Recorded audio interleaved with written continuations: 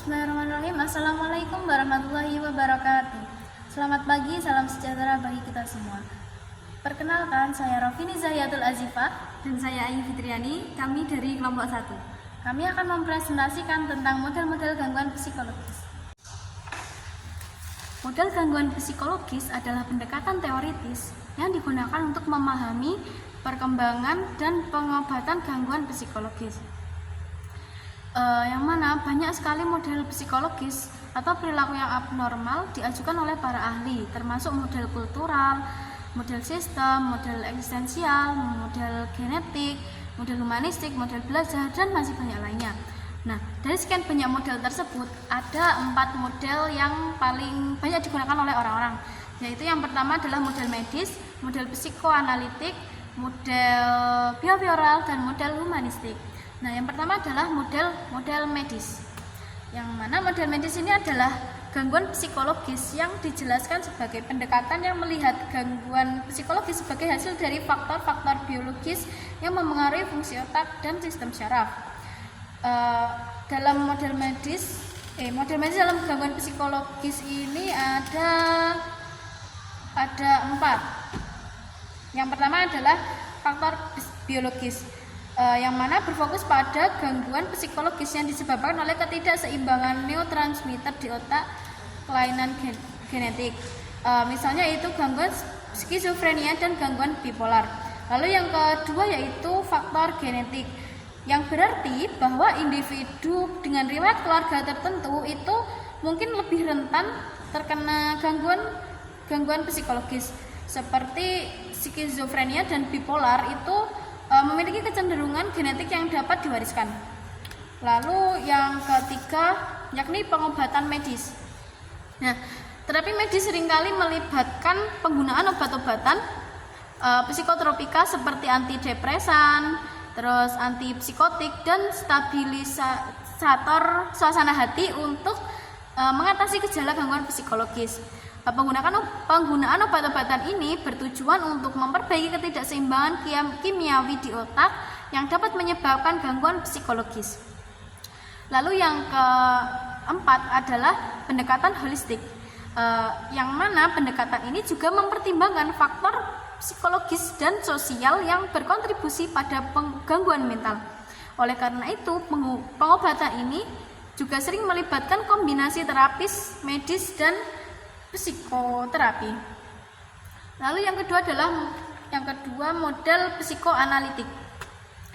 Nah, dalam buku Psikodinamik Psychiatry and Clinical Practice edisi keempat tahun 2005 oleh Glenn O. Gabbard, model psikoanalitik ini dijelaskan sebagai pendekatan yang penting dalam memahami dan menangani gangguan psikologis.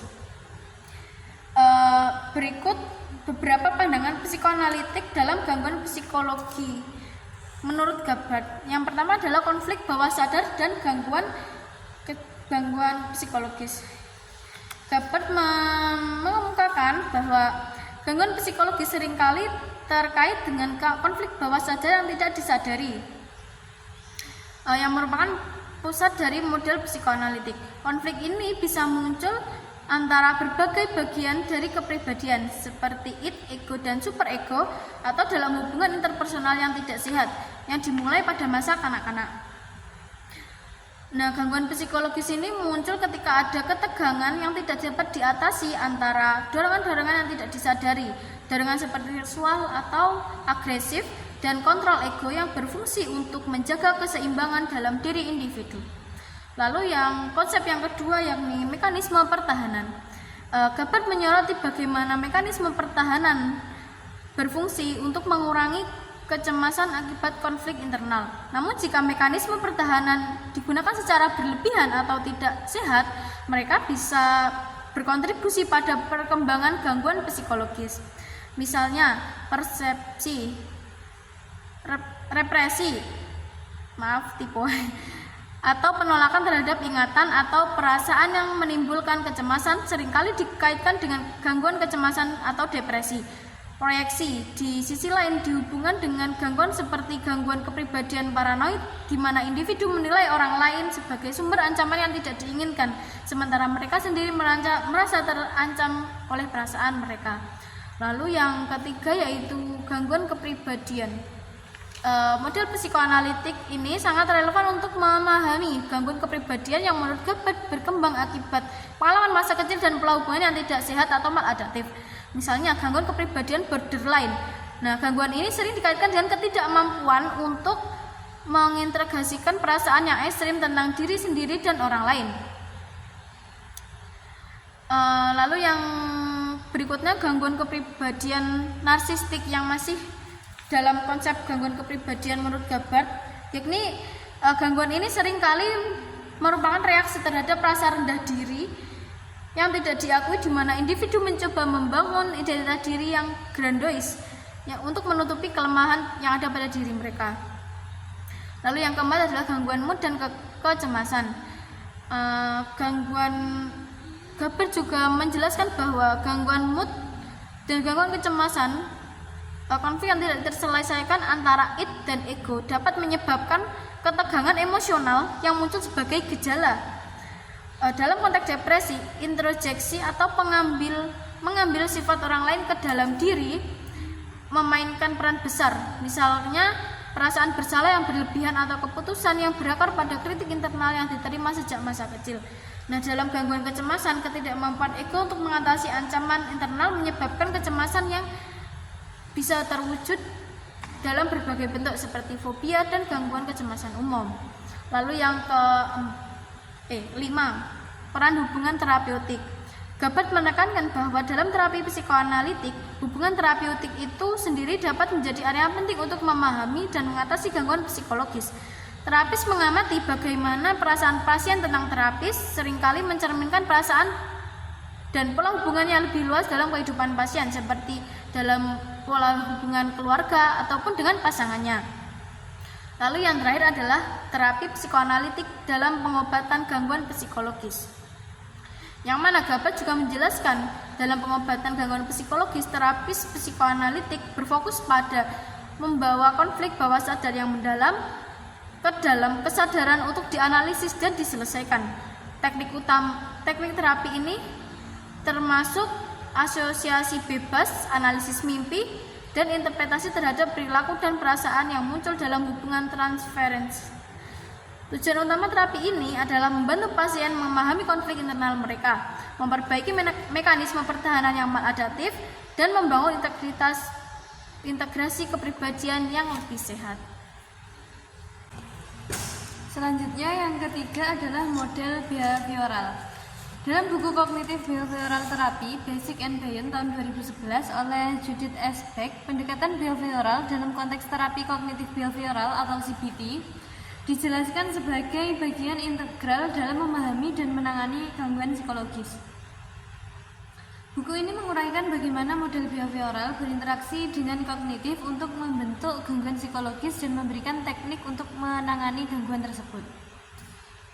Model behavioral dalam CBT yang dijelaskan oleh Beck berfokus pada perilaku maladaptif yang dipelajari dan dipertahankan melalui pengalaman dan pembelajaran sebelumnya. Dalam kerangka CBT, gangguan psikologis muncul ketika individu mengembangkan pola perilaku yang tidak adaptif yang berhubungan dengan pola pikir dan keyakinan yang distorsi. Dengan demikian, perubahan perilaku melalui pendekatan behavioral sangat penting untuk memperbaiki kesejahteraan psikologis. Berikut adalah beberapa konsep kunci terkait model behavioral dalam CBT menurut Beck. Yang pertama, pengaruh perilaku terhadap emosi dan pikiran. Dalam CBT ada pemahaman bahwa perilaku maladaptif atau seperti menghindari situasi sosial atau tidak berpartisipasi dalam kegiatan yang menyenangkan dapat memperburuk kondisi emosional dan kognitif. Misalnya, penghindaran adalah perilaku yang sering ditemukan pada gangguan kecemasan dan depresi. Yang kedua, penguatan dan pembelajaran perilaku. Penguatan positif terjadi ketika perilaku yang diinginkan diberikan hadiah atau imbalan. Sedangkan pengakuan negatif terjadi ketika perilaku mengarah pada penghapusan atau pengurangan stimulus yang tidak menyenangkan. Misalnya, menghindari situasi yang menakutkan. Dalam CBT, penguatan perilaku yang adaptif digunakan untuk menggantikan perilaku maladaptif, seperti mengajarkan klien untuk menghadapi ketakutan mereka secara bertahap daripada menghindari situasi yang menakutkan. Yang ketiga, exposure dan penghindaran. Dalam CBT, teknik exposure digunakan untuk membantu klien menghadapi ketakutan mereka secara langsung dan bertahap dengan tujuan mengurangi kecemasan yang berhubungan dengan situasi atau objek tertentu.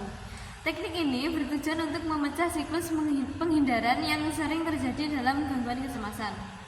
Penghindaran merupakan perilaku maladaptif yang memperburuk gangguan psikologis. Dan CBT bertujuan untuk mengurangi penghindaran dengan mempromosikan keberanian dalam menghadapi ketakutan tersebut. Yang keempat, pembentukan perilaku shaping. Dalam konteks gangguan psikologis, shaping bisa digunakan untuk membantu individu belajar keterampilan sosial atau keterampilan adaptif lainnya. Selanjutnya, aktivitas perilaku atau behavioral activation. Aktivitas perilaku adalah teknik utama dalam CBT untuk mengatasi depresi.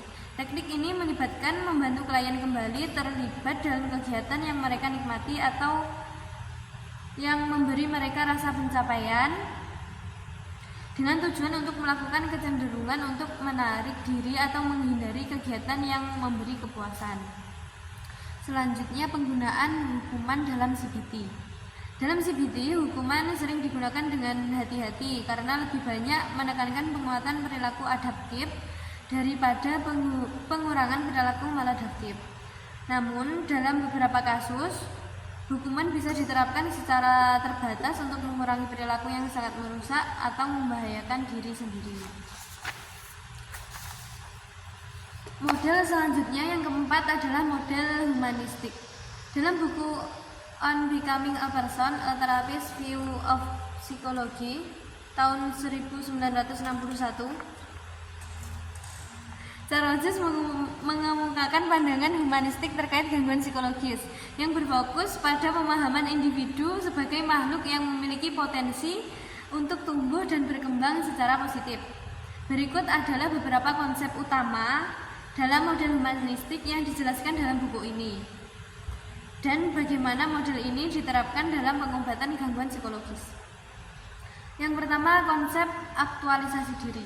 Aktualisasi diri adalah proses alami di mana individu berusaha mencapai potensi penuh mereka. Rogers berpendapat bahwa gangguan psikologis sering kali muncul ketika individu terhalang dalam proses ini, misalnya akibat ketidakmampuan untuk menjadi diri mereka sendiri atau hidup sesuai dengan potensi penuh mereka. Dalam konteks terapi, Rogers percaya bahwa terapi klien sentris dapat membantu klien mengatasi hambatan-hambatan ini dengan menyediakan lingkungan yang mendukung untuk aktualisasi diri, seperti penerimaan tanpa syarat, empati, dan keterbukaan dari terapis. Selanjutnya, yang kedua, penerimaan tanpa syarat atau unconditional positive regard. Salah satu prinsip utama dalam terapi klien sentris adalah penerimaan tanpa syarat, yang berarti bahwa terapis memberikan penerimaan dan penghargaan terhadap klien tanpa menghakimi atau menilai mereka. Konsep ini sangat penting dalam membantu individu merasa diterima dan dihargai, yang pada gilirannya dapat membantu mengatasi perasaan tidak berharga atau konflik internal yang dapat menjadi akar penyebab gangguan psikologi tersebut. Yang ketiga, ketidaksesuaian diri. Rogers menjelaskan bahwa gangguan psikologis terjadi ketika ada ketidaksesuaian antara citra diri seseorang dan pengalaman hidup mereka. Atau dengan kata lain, ketika individu merasa bahwa siapa mereka dalam kehidupan nyata tidak sesuai dengan siapa mereka percaya diri, mereka seharusnya menjadi.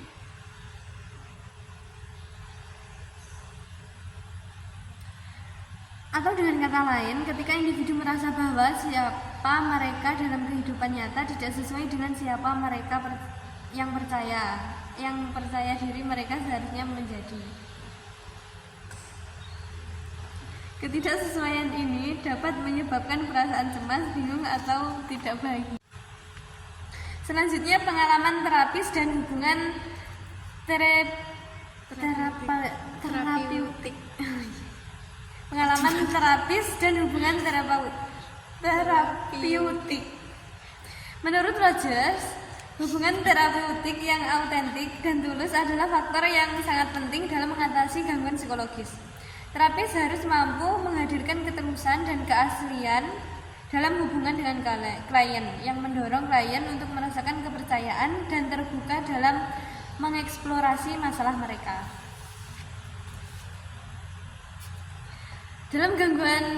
Dalam konteks gangguan psikologis, hubungan yang autentik ini memungkinkan klien untuk merasa aman dalam membuka diri mereka, yang pada gilirannya dapat membantu mereka memahami dan mengatasi perasaan cemas, depresi, atau kebingungan yang mereka alami. Selanjutnya, proses terapi menciptakan kesadaran diri dan pemahaman. Rogers percaya bahwa terapi humanistik bukan tentang memberikan solusi untuk teknik khusus, tetapi lebih tentang penciptaan ruang yang memungkinkan klien untuk memperoleh kesadaran diri dan pemahaman diri. Gangguan psikologis menurut Rogers bisa disebabkan oleh kurangnya kesadaran diri yang jujur. Dan terapi berfungsi untuk meningkatkan pemahaman klien tentang diri mereka dan tujuan hidup mereka. Selanjutnya, kebebasan dan tanggung jawab. Rogers menekankan bahwa individu memiliki kebebasan untuk memilih bagaimana mereka menanggapi pengalaman mereka, dan bahwa gangguan psikologis seringkali muncul ketika seseorang merasa tidak memiliki kontrol atau tidak mampu membuat pilihan yang sehat dalam hidup mereka. Dalam terapi, klien didorong untuk menyadari pilihan mereka dan tanggung jawab mereka terhadap kehidupan mereka.